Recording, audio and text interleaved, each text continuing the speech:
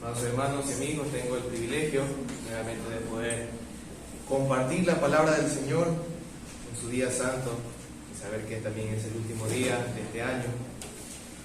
Y en este mes, una de las cosas que usted puede toparse en muchas ocasiones es escuchar algunos cánticos, ¿no? Los jovencitos, a veces en sus colegios, hay programas para que propongan algo navideño y lanzan cánticos, actividades, cositas así. Y a veces usted en su trabajo, incluso sus compañeros pueden también hacer un tipo de tiempo para hacer cánticos y cosas así. Pero hay una realidad que vive este mundo, es que muchos de estos cánticos, aunque tienen una intención de poder, entre paréntesis, adorar al Señor, muchos de estos cánticos carecen de una verdad bíblica. Carecen de la verdad de la palabra del Señor, y en vez de poder acercar a las personas al Dios de la Escritura, no lo están acercando, sino que lo alejan, porque en realidad están cantando cosas que no son verdaderas, sino cosas que simplemente suenan bien. Pero hay cánticos, hermanos, en la palabra del Señor que claramente nos lleva a considerar al Señor Jesucristo, y estos cánticos deben ser escuchados, cantados y también vivirlos. Así que en esta mañana, hermanos, quiero exponer el Salmo capítulo 1. Lo cantamos hace un momento, pero ahora quiero exponerlo, y es mi deseo que también podamos vivirlo. Leamos por favor el Salmo capítulo 1. Voy a exponer todo este Salmo en tres partes. Primero, la explicación del Salmo, luego la doctrina del Salmo y finalmente la aplicación del Salmo. El título de este sermón lo he llamado Un cántico que nos lleva a Cristo. Un cántico que nos lleva a Cristo. Salmo 1, por favor, abran su palabra. Dice la Escritura: Bienaventurado el hombre que no anda en el consejo de los impíos, ni se detiene en el camino de los pecadores, ni se sienta en la silla de los escarnecedores, sino que en la ley del Señor está su delicia, y en su ley medita de día y de noche. Será como árbol firmemente plantado junto a corrientes de agua, que da su fruto a su tiempo y su hoja no se marchita. En todo lo que hace prospera. No así los impíos, que son como paja que lleva el viento. Por tanto, no se sostendrán los impíos en el juicio, ni los pecadores en la congregación de los justos, porque el Señor conoce el camino de los justos, mas el camino de los impíos perecerá. Así que consideremos en primer lugar, mis hermanos, la explicación de este Salmo. Debemos entender que el Salmo 1 y el Salmo 2 forman parte de la introducción de todo el Salterio, de todos los 150 salmos. El Salmo 1 y el Salmo 2 es la introducción de estos salmos. Es decir, no fue un salmo elaborado como los otros, sino que permite introducir claramente el resto de los salmos. Y aunque no tenemos información respecto a su autor, así como otros salmos de David, no tenemos el autor, lo que sí podemos ver, al ser un salmo introductorio, la intención específica que busca este salmo. Y este salmo tiene como intención ser como un emisario o un embajador que advierte a los que se acercan a los cánticos de la palabra a considerar realmente el camino en el cual están viviendo delante del Señor. ¿Por qué? Porque el Señor conoce a los justos y también a los impíos, y a cada uno le dará su pago según lo que ellos han hecho. Entonces, vemos que este salmo es un embajador, quien se acerca a la palabra del Señor, quien se acerca a los salmos, directamente el Salmo 1 lo recibe y le dice: tú tienes que examinar tu vida, porque hay dos caminos en este mundo, el camino de los justos y el camino de los impíos. Y también este salmo tiene un parecido al libro de Proverbios al presentar esta distinción entre los justos y los impíos. En el versículo del 1 al 3 vemos claramente las bendiciones que tienen y la forma de caminar de los justos para prosperar en esta vida. Leamos nuevamente el versículo del 1 al 3.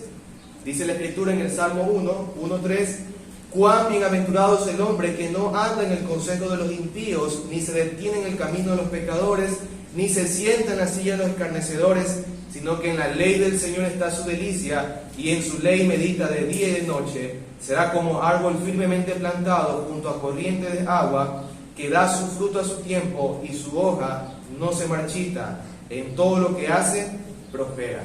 En esta sección vemos la vida del justo. Vemos aquella vida que se caracteriza por meditar, por apartarse del pecado y por ser una vida que prospera en todo lo que hace. Pero luego en el versículo de 4 al 5 vemos las consecuencias del impío, consecuencias tan terribles en su forma de caminar, y esto llama claramente a los impíos a abandonar este camino prontamente, un camino de perdición. Miren lo que dice el versículo 4 y 5. No así los impíos, que son como paja que se lleva el viento. Por tanto, no se sostendrán los impíos en el juicio, ni los pecadores en la congregación de los justos. Así que este salmo muestra tanto a los justos como los impíos. Y esto es una realidad de lo que muestra toda la Escritura. Nosotros sabemos que hay una batalla, la simiente de la mujer y la simiente de Satanás. La simiente de la mujer son todos aquellos injustos, aquellos que han confiado en Cristo Jesús. Pero la simiente de la serpiente son todos aquellos impíos que abandonan el camino del Señor. Y note esto, no es una distinción de pobres y ricos. No está haciendo el Salmo una distinción entre pobres y ricos, ni entre entendidos y poco entendidos, entre famosos y desconocidos, sino que es una distinción claramente entre aquellos que son bienaventurados y aquellos que son malditos por causa de sus pecados. Es una distinción de solamente dos tipos de personas que hay en esta vida: aquellos a quienes la bienaventuranza le acompaña y aquellos a quienes el castigo y la condenación les espera. Finalmente, también usted debe considerar que este salmo es una realidad de bienaventuranza y maldición que se nota a lo largo de toda la Escritura. Es un salmo que manifiesta lo que la ley dice, lo que el Señor promete como bendición y maldición. Y note lo que dice Santiago 1.25, que también hace eco de este salmo. Santiago 1.25 dice lo siguiente: pero el que mira atentamente la ley perfecta, la ley de la libertad, y permanece en ella, no habiéndose vuelto un oidor olvidadizo, sino un hacedor eficaz, este será bienaventurado en lo que hace. Mire cómo Santiago conecta la ley, la vida perfecta y la bienaventuranza que va a acompañar a ese hombre. Así que, habiendo explicado brevemente este salmo, procederé ahora a explicar la doctrina de este salmo. Y podemos preguntarnos aquí, ¿qué es lo que este salmo nos quiere enseñar realmente? ¿Es este salmo un simple cántico de comparación entre justos o impíos, donde cada uno puede acercarse y ver esta distinción? ¿Es el salmo un llamado a ser bienaventurado leyendo la Biblia de día y de noche y apartándose del mal? ¿Cuál es realmente la enseñanza de este salmo? ¿Qué es lo que realmente este salmo nos quiere transmitir? Y esta es la doctrina que quiero presentarles, hermanos. Todos los que confían en el Señor Jesucristo tienen la bienaventuranza que este salmo promete para sus vidas. De lo contrario, tienen todas las consecuencias terribles que este salmo se presenta. Nuevamente, ¿qué enseña este salmo? Que todos los que confían en el Señor Jesucristo tienen la bienaventuranza que este salmo promete para sus vidas. Si ocurre lo contrario, si no confías en Cristo Jesús, ¿qué vas a tener? Las consecuencias terribles que este salmo presenta. Y esta doctrina quiero tratarla en 3 puntos generales. Primero, el salmo, para entender esto, hermanos, para entender esta doctrina, necesitamos entender lo siguiente: que el salmo habla principalmente de la persona del Señor Jesucristo.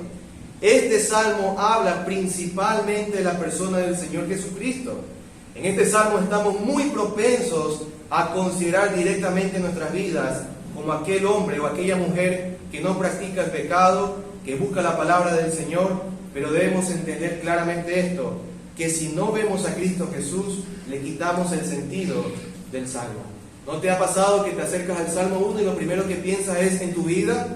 ¿No te ha pasado que al acercarte al Salmo 1 lo primero que dices: no he leído la palabra en la mañana, no he leído la palabra en la noche, no me he apartado del pecado, debo hacer estas cosas como el Señor manda? Eso es lo que nosotros hacemos al principio. Somos muy propensos a considerar nuestra vida directamente en este salmo. Pero debemos entender algo, que los salmos principalmente apuntan al Señor Jesucristo. tratando directamente con la obra de Él, sus perfecciones y cómo Él ayuda a su pueblo a ser restaurado. No podemos tratar los salmos lejos de la persona del Señor Jesucristo, porque no tendría sentido su aplicación. Si tú quieres aplicar este salmo para tu vida sin considerar a Cristo, no lo estás aplicando correctamente. Y esto lo podemos probar a lo largo de todos los salmos, pero probémoslo con este salmo, específicamente el Salmo 1. El Salmo 1, para ver que realmente Cristo está aquí mostrándose, lo primero que hace el Salmo es mostrar una bienaventuranza condicionada por dos cosas. El Salmo promete una bienaventuranza. Bienaventurado, cuán bienaventurado es el hombre, pero esa bienaventuranza está condicionada por dos cosas. La primera, por una rectitud perfecta que el hombre debe tener. Miren lo que dice el versículo 1 nuevamente, Salmo 1:1. Cuán bienaventurado es el hombre que no anda en el consejo de los impíos, ni se detiene en el camino de los pecadores, ni se sienta en la silla de los escarnecedores. Así que este versículo, el versículo 1, nos muestra la rectitud que el hombre debe tener, la rectitud de este salmo para que este hombre sea bienaventurado. Es un hombre que no peca contra el Señor. Hay tres cosas que se ven aquí. Primero dice, no anda en el consejo de los impíos.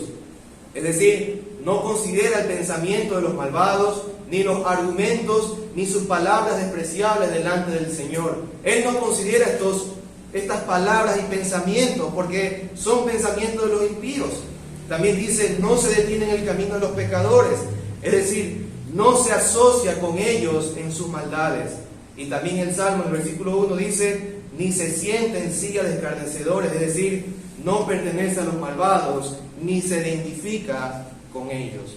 Y aunque pudiéramos profundizar en cada aspecto, como algunos comentaristas lo hacen, en resumen es que este hombre bienaventurado tiene una rectitud perfecta en su corazón de tal manera que evita el pecado. Hay una rectitud perfecta que condiciona la bienaventuranza, y esa rectitud perfecta implica de que evita el pecado en todo tiempo. No da paso en ningún momento al pecado. Hay una bienaventuranza condicionada a una rectitud perfecta. Pero, ¿quién ha podido hacer esto? ¿Quién entre nosotros ha caminado de tal manera que nunca ha escuchado el consejo de los pecadores? ¿Quién ha evitado el pecado siempre? ¿Quién ha hecho? Si tú piensas en el mejor hombre, sin considerar a Cristo, verdadero Dios y verdadero hombre, si tú piensas en Adán, aún Adán en su estado de perfección, ¿qué pasó? Pecó contra el Señor. Si tú piensas en un excelente cristiano, el mejor de todas las épocas, en el apóstol Pablo, aún él reconocía que el pecado habitaba en él y necesitaba de su Salvador. Pero pensemos entre nosotros, ¿cuál de nosotros es el más maduro y experimentado que puede decir, yo nunca he pecado? Yo nunca he experimentado lo que implica caminar en caminos de pecadores ni en consejos de malos. Así que si entre estos hombres no hay quien pueda alcanzar esta demanda para ser bienaventurado, la pregunta es, ¿quién es? ¿Quién es ese hombre en donde el consejo de los impíos no tiene lugar en su corazón? ¿Quién es ese hombre que nunca ha caminado en los caminos de los pecadores? ¿Quién es ese hombre que no se ha identificado con los malvados por su forma de caminar? La respuesta es muy sencilla: el Señor Jesucristo. Nuestro Señor Jesucristo nunca pecó y vivió una vida perfecta de obediencia al Padre, despreciando el consejo de los malvados, y claramente de Él se declara que no pecó nunca. Primera de Pedro 2, del 22 al 23 dice, el cual no cometió pecado, ni engaño alguno se halló en su boca, y quien cuando le ultrajaban no respondía ultrajando, cuando padecía no amenazaba, sino que se encomendaba a aquel que juzga con justicia. Así que esta bienaventuranza está condicionada y solamente calza ¿en quién? En el Señor Jesucristo. Pero la bienaventuranza también está condicionada a otra cosa, y está condicionada a un deleite perfecto en las cosas del Señor. Mire lo que dice el versículo 2 del Salmo 1. Sino que en la ley del Señor está su delicia, y en su ley medita de día y de noche. Aquí el Salmo habla de dónde o en dónde se encuentra claramente su corazón. ¿Dónde encuentra el contentamiento su corazón? Y claramente el Salmo dice, en la ley del Señor está su delicia. Ahora, la ley aquí a la que se refiere no es específicamente a los 10 mandamientos, ni tampoco a todas las leyes que encontramos en el Pentateuco, sino que se refiere en general a la palabra del Señor. Es decir, hay un deleite por la palabra del Señor, hay un deseo y su corazón se deleita en la palabra del Señor. Pero ¿cómo se ve este deleite? ¿Cómo se ve realmente el deleite de este hombre bienaventurado que busca constantemente, que se apasiona por la palabra del Señor? La Escritura dice, en su ley medita de día y de noche. Ojo con esto, no se está hablando que el deleite se ve porque en la mañana y en la noche lee la Biblia, sino porque está hablando de una perfección. Es decir, en toda su vida, encerrado por la mañana y por la noche, él está deleitándose y meditando en la palabra del Señor. Note que a veces nosotros rápidamente decimos, bueno, día y noche, entonces yo tengo que levantarme, leer la Biblia y antes de acostarme, leer la Biblia y cumplir con el Salmo. ¿Has pensado a veces eso? Pues bueno, eso no es lo que dice el Salmo, sino que el Salmo está encerrando la completa vida de ese hombre. Dice, de mañana y de noche, en todo tiempo, ese hombre tiene como delicia la palabra del Señor. Este hombre es bienaventurado y siempre considera el consejo divino. Siempre tiene como prioridad la palabra del Señor antes que el consejo de los impíos. Así que debemos preguntarnos nuevamente, ¿quién es este hombre? ¿Dónde está ese hombre que cumple la perfección? ¿Está entre nosotros? ¿Eres tú ese hombre que perfectamente en todo tiempo se deleita en la palabra del Señor? ¿Eres ese hombre que pone por encima de todas las cosas la palabra del Señor antes que el consejo de los impíos? La respuesta, ¿cuál es? No. No eres tú, no soy yo, ninguno de nosotros, sino que es aquel que vino de la gloria hacia la humillación. Es aquel que descendió desde los cielos para mostrarnos la perfecta demostración de deleite en las cosas celestiales. Es el Señor Jesucristo. Cristo enseñó claramente que Él tenía un deleite por las cosas del Señor. Juan 4:34 dice lo siguiente. Jesús les dijo, mi comida es hacer la voluntad del que me envió y llevar a cabo su obra. Juan 4:34. Pero también el Salmo 40, versículo del 7 al 8, que es citado en Hebreos 10:7 con respecto a Jesucristo, dice lo siguiente. Salmo 40 del 7 al 8. Entonces dije, he aquí, vengo, en el rollo del libro está escrito de mí, me deleito en hacer tu voluntad, Dios mío, tu ley está dentro de mi corazón. El autor de Hebreos dice, estas palabras son de Cristo. ¿Y qué dice el Salmo? Me deleito en hacer tu voluntad. Cristo Jesús se deleitaba completamente en hacer la voluntad del Padre. Así que las condiciones para la bienaventuranza calzan únicamente en ¿quién? En el Señor Jesucristo. Pero debemos también considerar que este salmo habla principalmente del Señor Jesucristo porque hay un fruto de bienaventuranza perfecto. Hay un fruto de bienaventuranza perfecto. Y mire lo que dice el versículo 3.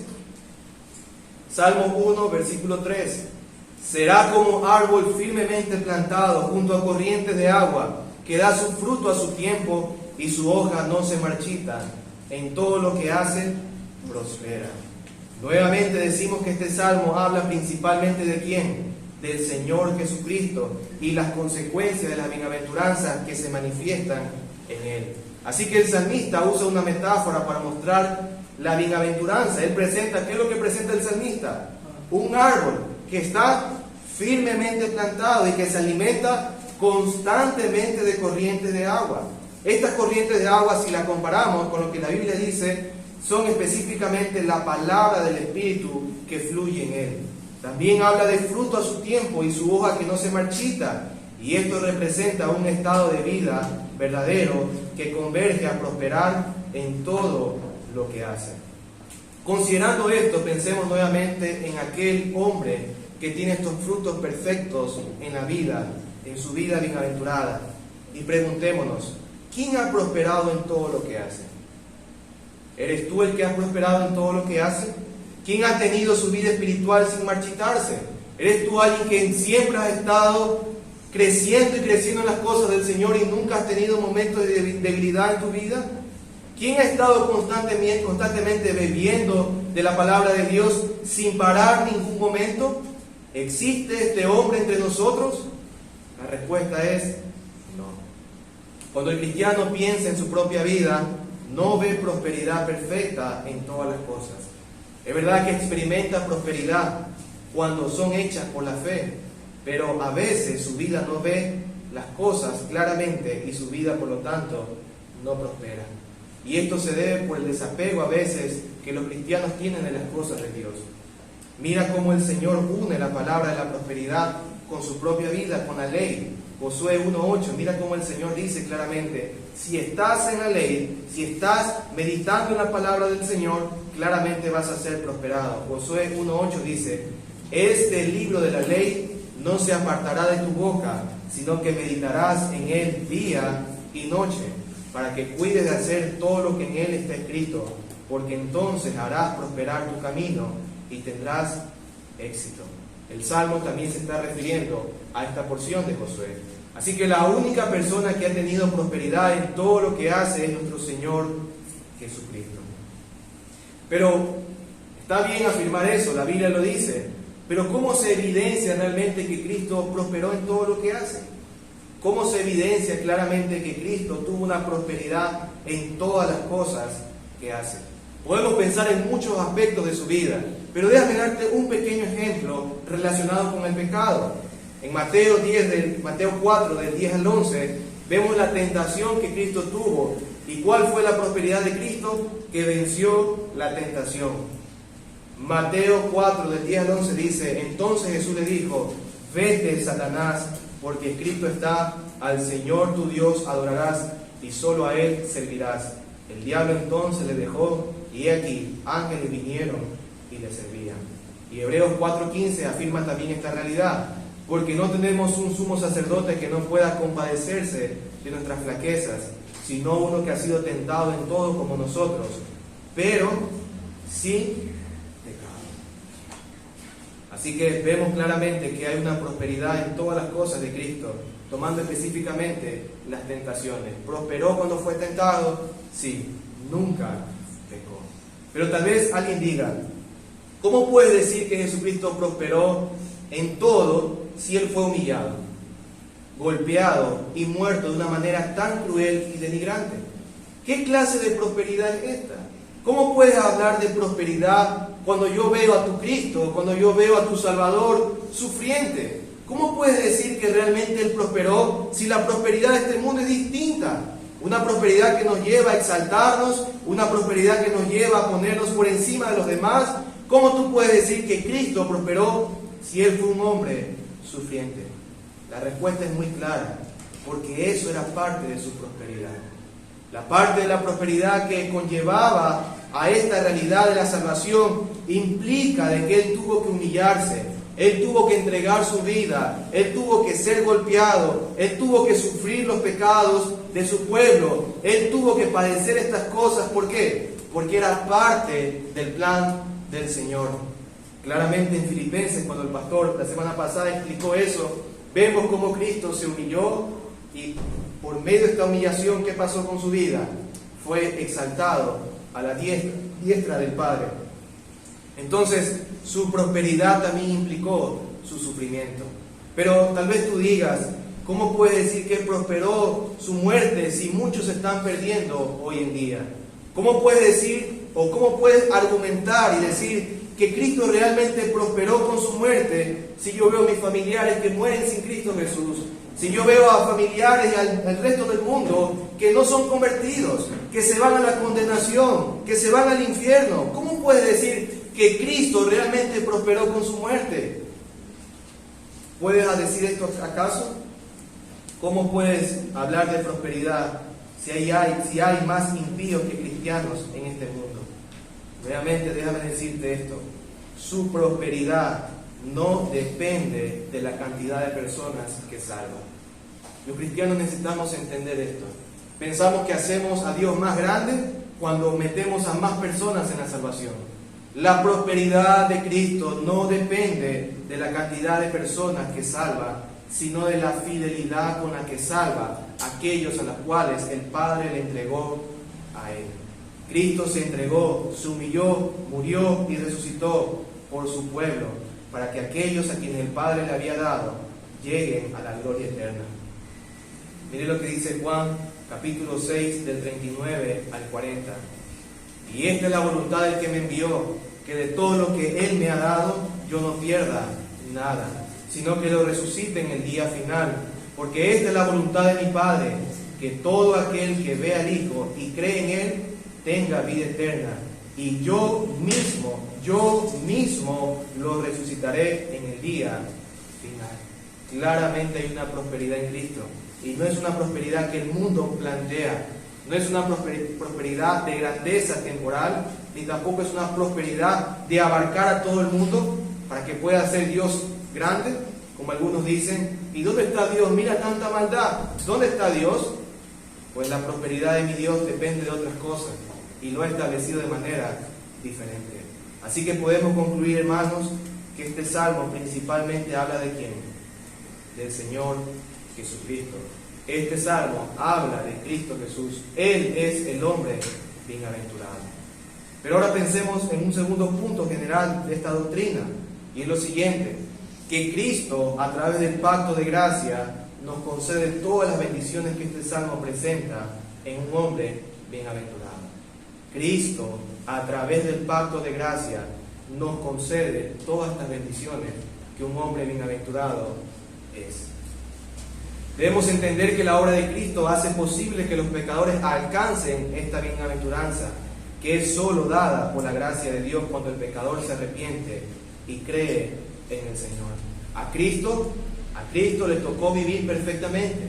Él realmente era Dios y realmente amaba la palabra del Señor, pero realmente Él era humano y realmente sobre Él pesaba todo lo que los mandamientos decían, lo que vimos en Josué, lo que se revela en Deuteronomio, lo que se revela en Salmo. Si vives de esta manera, serás bienaventurado. Si guardas la ley perfectamente, serás bienaventurado. Y Cristo lo hizo, pero nosotros no damos esa talla.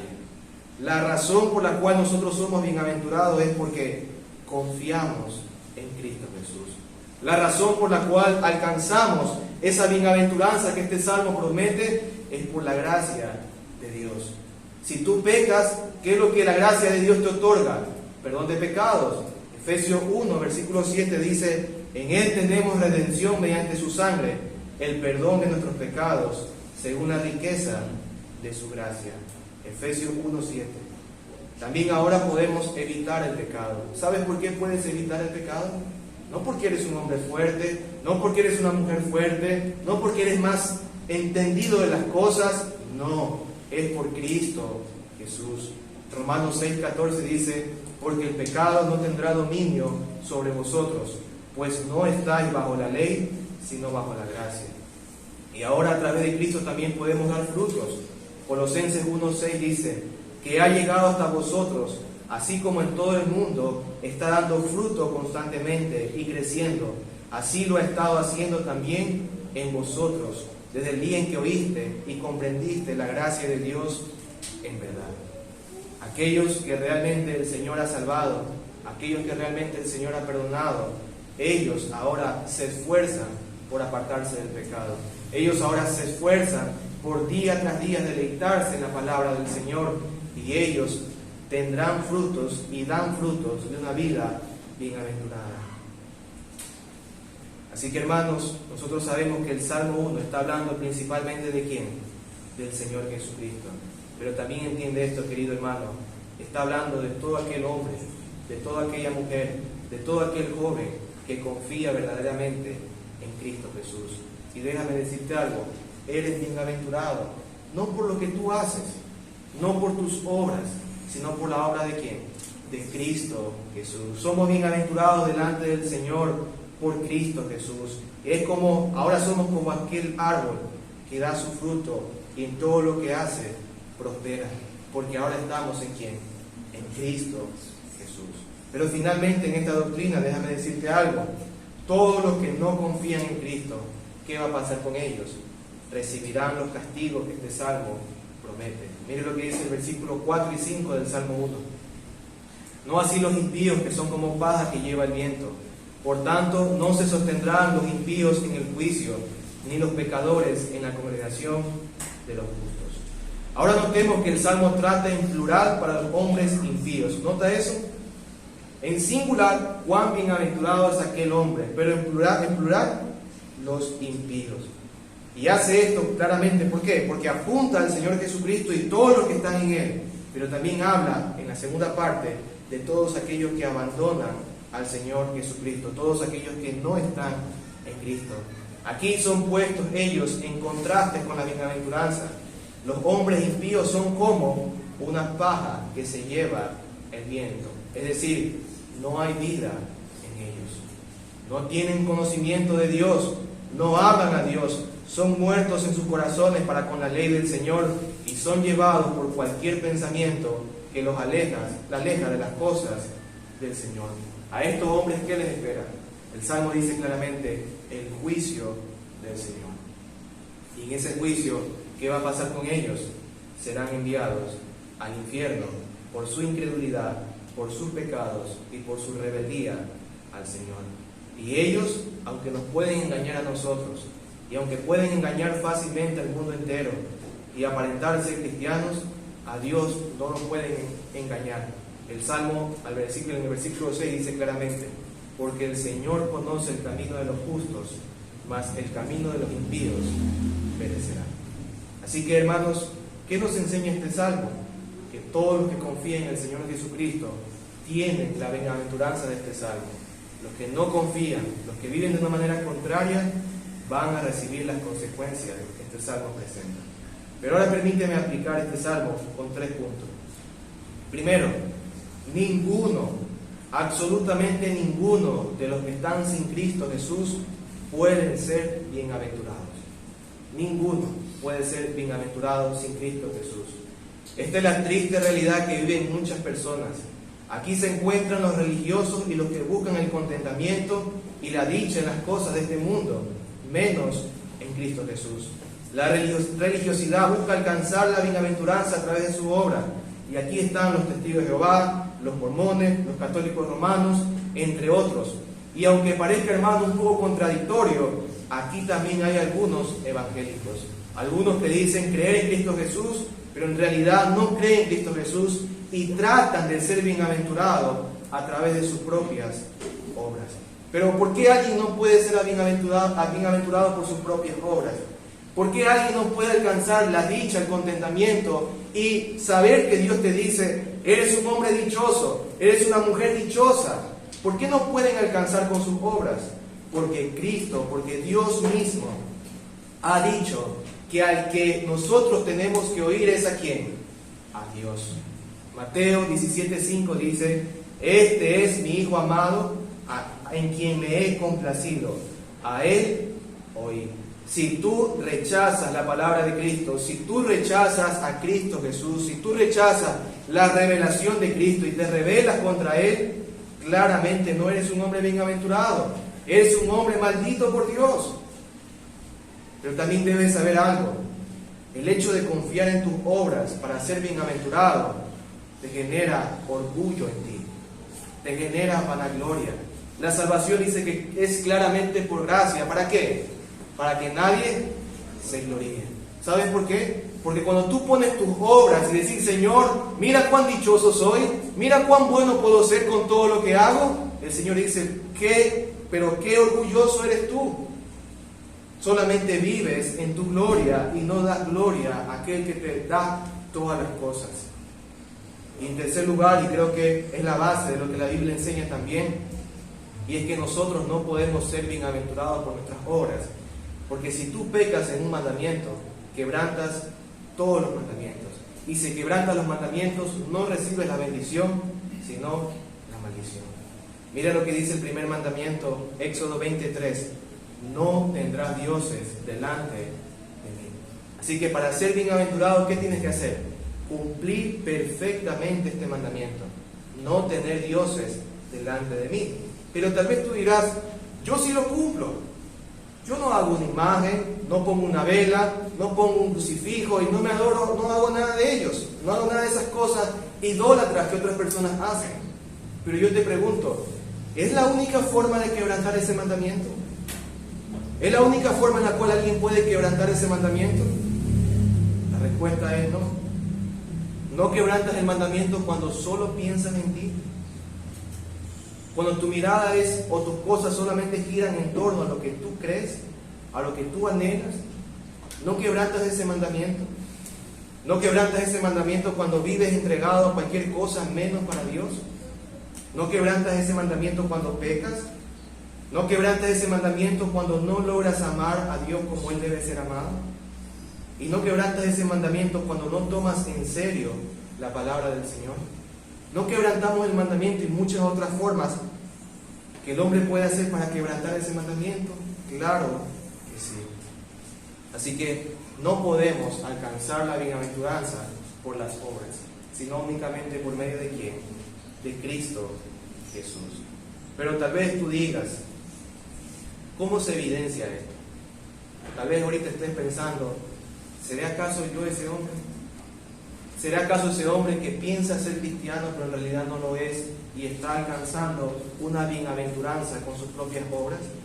¿Cómo sabes tú que no eres aquel hombre que busca ser bienaventurado sin Cristo? Porque una cosa es lo que decimos y otra cosa es cómo vivimos. ¿A dónde apunta nuestro corazón? Es fácil decir, yo creo en Cristo.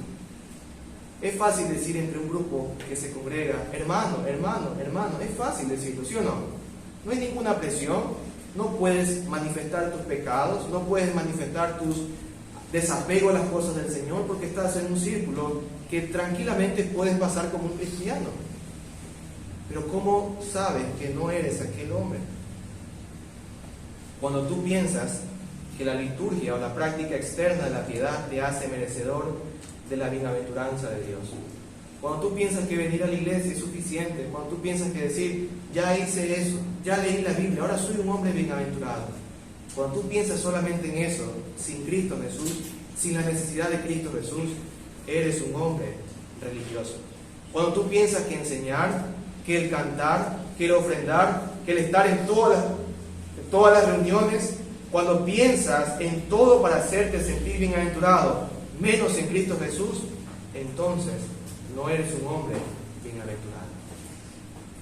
Pero también hay personas que piensan que son bienaventuradas sin Cristo porque reciben el elogio y reconocimiento de los hombres. Hay hombres que realmente son dignos de mirar en un sentido. Son trabajadores, son buenos padres, pero externamente tú lo ves así. Y tú dices, wow, ese hombre es dichoso, es bienaventurado. Y a veces tú piensas que esa es la forma que tú puedes alcanzar la bienaventuranza. Y la bienaventuranza que el Salmo presenta es declarada únicamente ¿por quién? Por Dios.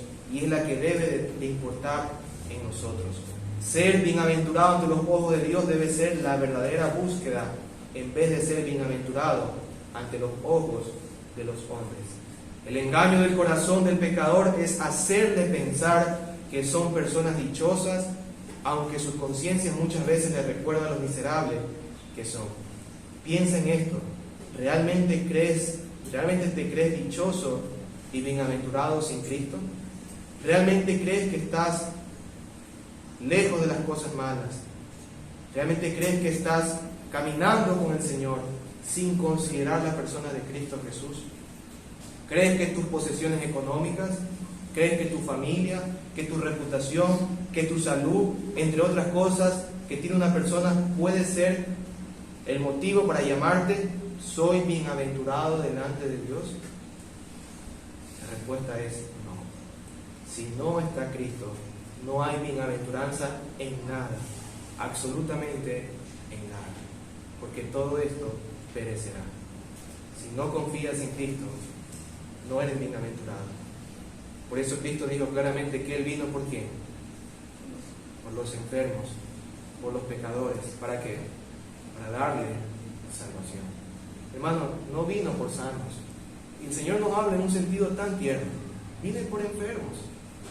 Tú has experimentado la enfermedad, ¿sí, no? Y has experimentado también el estado de salud pleno, ¿sí, no? Y tú sabes que hay una gran diferencia. El enfermo no puede hacer las cosas por sí mismo. El enfermo está postrado en su cama. Necesita la ayuda de otra persona. Y hay unos extremos donde necesita todo para que realmente pueda seguir viviendo. El Señor nos dice, ustedes son enfermos, somos enfermos, todos los que estamos aquí. Y nadie puede ser bienaventurado a menos que confíe en Cristo Jesús, porque Él vino por ellos, por los enfermos. Pero pensemos en nuestra segunda aplicación. La segunda aplicación es esta: quienes alcanzan la bienaventuranza en Cristo Jesús deben, escuche esto, quienes alcanzan la bienaventuranza en Cristo Jesús deben vivir como el Señor y no como los impíos. Aquí quiero hablarte a ti que has puesto verdaderamente tu confianza en el Señor para ser bienaventurado. Si estás luchando con algún pecado, si estás viendo que tu vida va como los pecadores te enseñan y eres arrastrado al consejo de los impíos, si llegas a ver cómo a veces caminas por el camino de los pecadores, debes de recordar que ese no es el camino de los justos. Debes de recordar que esa no es la forma en la que un cristiano debe de vivir. Debes de recordar que no hay contentamiento y bienaventuranza verdadera a menos que realmente ames al Señor, a menos que realmente camines en el Señor. Por lo tanto, debes de ser un cristiano que se esfuerce en abandonar el pecado. Muchas veces tendrás que abandonar cosas que te inducen a pecar, amistades que quieren llevarte por el camino de la perdición. Debes abandonar incluso tus propios pensamientos que abren la puerta para que con tanta facilidad peques contra el Señor.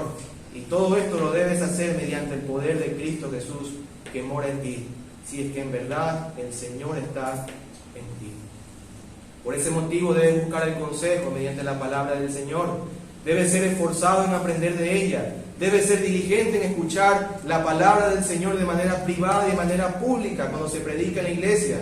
No debes despreciar el consejo de la palabra, ni las oportunidades que tienes para escucharla. A hacer esto te llevará por el camino de los impíos cuando desperdicias la palabra. Pero también debes de frecuentemente caminar con los justos. Si el Salmo nos exhorta a abandonar a los impíos, ¿a qué nos llama contrariamente el Salmo? ¿A caminar con quién? Con los justos. A caminar con aquellos que han sido salvados por la gracia del Señor. Un cristiano que quiere vivir su vida cristiana lejos de los cristianos, lejos del pueblo del Señor, tarde o temprano comenzará a caminar de manera pública con los impíos. ¿Conoces este tipo de cristiano? ¿O eres tú ese tipo de cristiano que tus mejores amigos son impíos?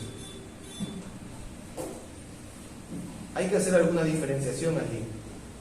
Sabemos que nuestros familiares, quienes amamos mucho, posiblemente no conozcan al Señor. Y está bien que sean unos grandes amigos. Qué bendición es tener familiares así. Pero si alguien que no es tu familiar y consideras a esa persona como tu mejor amigo, siendo un impío abiertamente, hay un problema en nuestro corazón. Hay un problema muy grande en nuestro corazón. Porque no puede ser posible que yo me deleite en la vida de mi amigo, que me goce en la vida de mi amigo, cuando él abiertamente peca contra el Señor. Eso no es congruente, eso no es el cristianismo, hermanos. Pero también debes de considerar, hermano, que el camino de los justos prospera en todo lo que hace. ¿Y en qué sentido prospera? La prosperidad definitivamente no excluye las cosas materiales. Que un cristiano crezca materialmente, económicamente, está bien, pero no es específicamente esa la prosperidad que el Señor dice. ¿Has notado que muchos cristianos dicen estoy muy mal, pero cuando cambian de trabajo, cuando tienen algo mucho mejor, ahora estoy muy bien? No, eso no es la prosperidad que la Biblia enseña. Hay prosperidad que la Biblia enseña que no es específicamente la material. Aunque el Señor puede prosperarlo, aunque el Señor puede traer todas estas cosas, hay una prosperidad mucho más grande que esa. Permíteme darte algunos ejemplos. El cristiano es como un árbol plantado que da su fruto y prospera por la causa de Cristo. ¿Y él crece en qué? En su santidad. Él crece en su amor por Dios, en su entrega a las obras del Señor. Es más diligente a servir, es más diligente a ayudar, su vida y sus recursos los dispone para la expansión del reino de Dios. Hermano, y esto es una exhortación, todos los que estamos aquí podemos ayudar a hacer crecer la obra de Cristo Jesús. Que nunca la tarea ocupada que tienes para sustentar a tu hogar diga, me excluye de las cosas del Señor. Ni tampoco el hecho de no disponer de muchas cosas en comparación a otros hermanos te diga también, no puedo yo ayudar en nada en las cosas del Señor. Porque eso es pecaminoso. Podemos ayudar en cualquier momento, en cualquier posición en la cual nos encontremos en esta vida. También puedes prosperar en tu hogar. Un cristiano no prospera, escuche esto, cuando piensa que solamente el conocimiento de Dios es suficiente, pero el ambiente de su hogar es muy malo. Un cristiano prospera en su amor para con su esposa, en su respeto para con su esposo, en su cuidado para con sus hijos. Esta es una prosperidad que muchos cristianos dejan a un lado. Ellos quieren primero hacer crecer su nombre, quieren prosperar en otras áreas, incluso en su relación con Dios, pero en su hogar no están dispuestos a prosperar. ¿Quieres prosperar? Si eres el hombre de la casa, prospera siendo un mejor esposo. Si eres la esposa en el hogar, prospera siendo una mejor esposa, con amor, con respeto, prospera en el cuidado de tus hijos. Hermanos, que este año que viene no sea igual al año 2023, en la cual fuiste muy negligente en el cuidado de las cosas de tus hijos, sino que realmente te esfuerces en poder enseñarles la palabra del Señor, guiarlos en el camino del Señor a tus hijos. Pero también puedes prosperar en la vida de iglesia. Ahora el cristiano ama caminar con otros hermanos con mayor intensidad, busca ser fiel siempre en el día del Señor para poder alimentarse de su palabra. Busca ser parte de una iglesia local donde servir y ser de mucha bendición para su pueblo. Por ese motivo debes saber que si tu amor por la iglesia local no está creciendo, debes de arrepentirte en esta área. Nuestro amor por los hermanos en la fe debe de crecer cada día más. Pero hermanos, quisiera hablarte de una prosperidad que muchas veces es obviada por algunos cristianos. Finalmente debes prosperar en tu trato con los impíos. Escuche esto, por favor. Debes prosperar en tu trato con los impíos. El Señor Jesucristo, ¿qué hacía con los pecadores? Comía con ellos, caminaba con pecadores, aunque nunca hizo las cosas pecaminosas que ellos hicieron. Esto nos debe llevar a pensar cómo debemos prosperar en los que no aman al Señor. Ser cristiano en medio de una familia o familiares inconversos no te debe llevar a excluirte de ellos. Debes ser intencional y aprovechar sabiamente las oportunidades para ser de bendición para ellos. Hermanos, esto es algo que tristemente a veces los cristianos abrazan en su corazón. Se desligan completamente de su familia. Y cuando usted escucha a la familia del otro lado, no, ya nunca más con nosotros. ¿Qué pasó? No sé, se hizo cristiano. Pero hermano, nosotros podemos influir en ellos. Tenemos que caminar con ellos, no haciendo el pecado de ellos, evitando el pecado de ellos, por supuesto, pero amarlos a ellos. Porque un día tal vez un familiar te predicó el Evangelio. Un día un familiar te dijo, estas son las buenas nuevas de salvación. Y conociste al Señor. Así que necesitamos prosperar aún con el trato de los impíos. Pero pensemos en una tercera aplicación, mis hermanos. Y esta aplicación es más corta. Debemos tener un contentamiento en nuestro corazón, porque ahora somos bienaventurados, no por nuestras obras, sino por ¿quién? Por la obra de Cristo Jesús. Querido hermano, no te desanimes por las miserias que trae esta vida, no te desanimes por los dolores que este mundo puede producir. El mayor remedio para las penas que enfrentamos constantemente es saber que el Señor conoce a los justos y los llama bienaventurados. Aún las desgracias que han vivido nosotros, que hemos vivido por el pecado, aunque deben de llevarse principalmente al arrepentimiento y ajustarlo, no deben ser un obstáculo para considerarnos bienaventurados delante del Señor. La dicha, el gozo y el contentamiento se encuentran únicamente en Cristo Jesús. Ser bienaventurado ante los ojos de Dios es la mayor alegría que alguien puede alcanzar en esta vida. Y muy pronto, escucha esto, querido hermano, verás el fruto de haber confiado en el Señor. Muy pronto tu vida prosperará, tanto, pero tanto, que serás transformado a la semejanza en gloria de aquel que murió y vivió por ti. El Señor bendiga su palabra. Oremos por favor.